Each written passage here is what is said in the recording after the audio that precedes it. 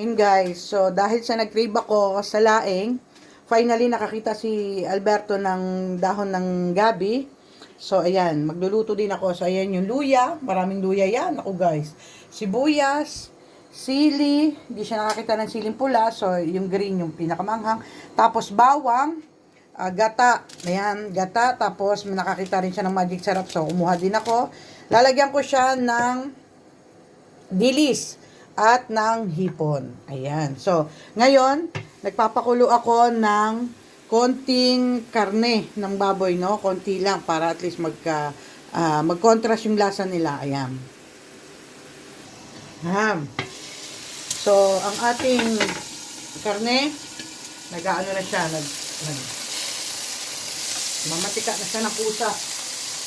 Ayan, pinagmantikaan na lang natin siya ng kusa, guys, para mas masarap, no? Oh.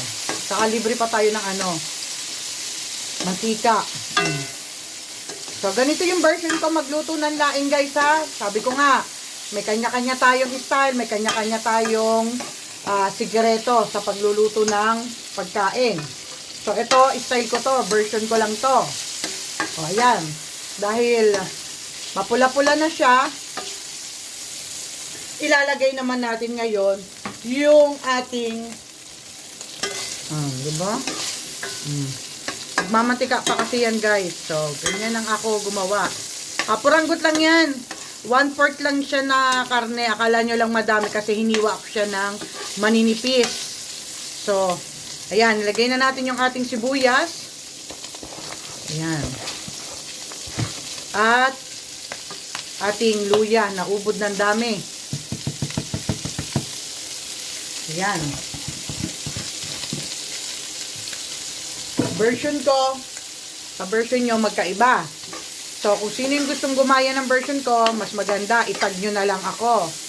So, ito yung aking version. So, ayan. Igigisa ko muna siya sa bawang, sibuyas, luya. So, ito na yung aking panggisa, no? Ito siya, guys, yung bawang natin. So, antayin na lang natin na medyo pumula-pula tong ating dito, karne, no? Ayan, at ating haluin na. Ilagay na natin yung ating, di ba, lutong-luto na yung ating sibuyas, luya. O, ayan, ilagay ko na yung bawang. Tapos, guys, maglalagay ako ng konting dilis dito para mas masarap, no? Malinamnam. Kasi gusto ko kasi sa laing, no, guys, may dilis. Para talaga siya, guys. Masarap na masarap. Ganito ako magluto, ha? Ako lang. Hindi ko alam yung luto ninyo. Hindi ko alam kung kayo naglalagay din ng dilis. So, hindi ko alam. Okay? May kanya-kanya tayong style. Ako, gusto ko sa laing ko may dilis. Yan. So, uulitin ko, ha? Hindi ko alam yung inyong style. Ito yung version ko. Kasi, nung may resto ako, ito ang isa sa mga bestseller kong gulay. Ang laing ko na may dilis at hipon na may karne. So, ito yung bestseller ko. So, makikita nyo, yung karne, kakaunti lang. So, talagang saktong pang palasa lang. Ngayon, ilalagay na natin yung ating gata kasi ilalagay ko na yung dahon ng gabi. Yan. So, ilalagay ko na siya para at least mailagay na rin natin yung ating gabi, no? Yan. Pakukuluan kasi natin yung ating dahon ng gabi. Hindi rin natin siya pwedeng haluin kasi para hindi mangate mamaya pag kumain ng laing. So, ganyan ako gumawa. Ulitin ko, guys, ha? May kanya-kanya tayo. So, ayan. Ilalagay ko na yung aking dahon ng gabi, guys. So, hindi natin siya pwedeng haluin agad para hindi tayo mangate.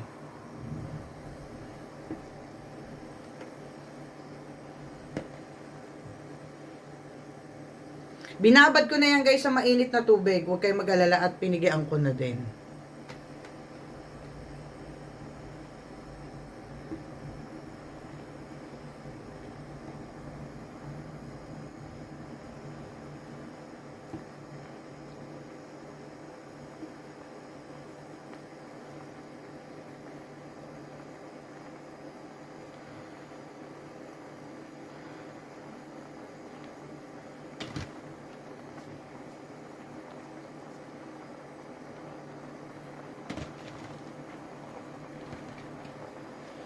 Yan yan guys, mag-aantay tayo ng 30 minutes, no? Mahinang apoy ang kailangan niya para ma-absorb ng gabi yung gata.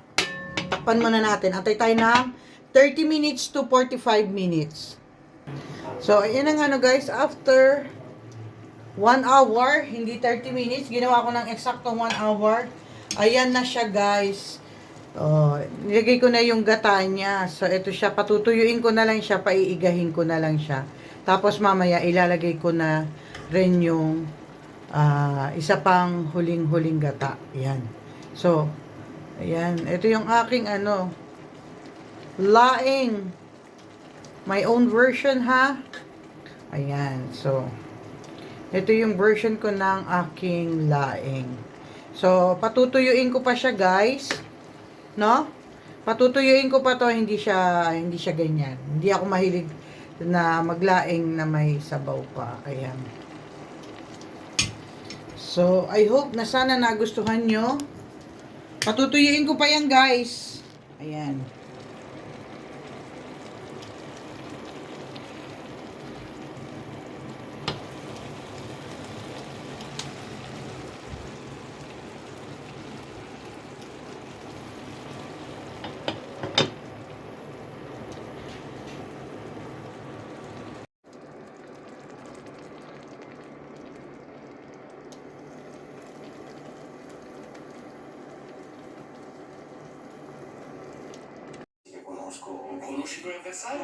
Ayan guys, oh.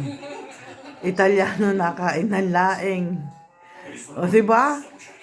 Saan ka pa makakita? Nakain din siya ng laing.